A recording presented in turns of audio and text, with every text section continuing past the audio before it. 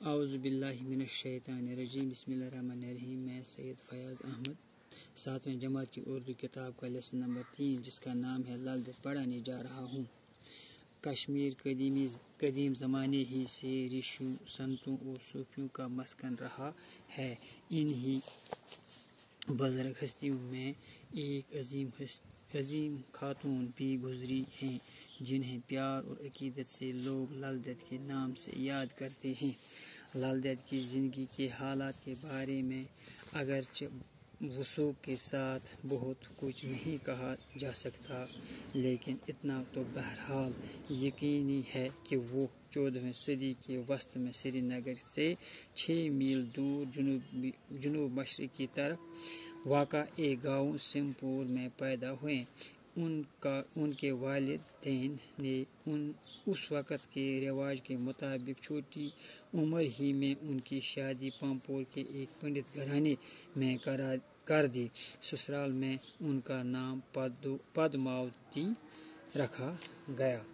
کشمیر قدیم زمانے ہی سے رشیوں، سنتوں اور صوفیوں کا مسکن رہا ہے۔ کشمیر جو ہے یہ پرانے زمانے ہی سے رشیوں، سنتوں اور صوفیوں کا مسکن رہا ہے۔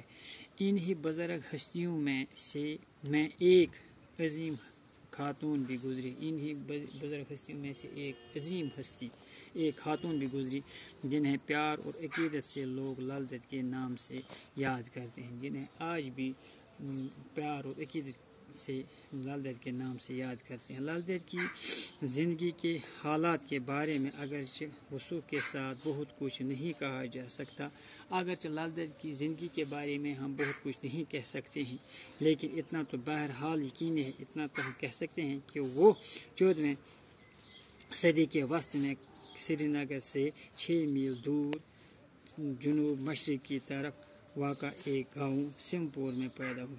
اتنا ہم کہہ سکتے ہیں کہ وہ سری نگر سے 6 میل دور جنوب مشرق کی طرف واقع ایک گاؤں سمپور میں پیدا ہوئے۔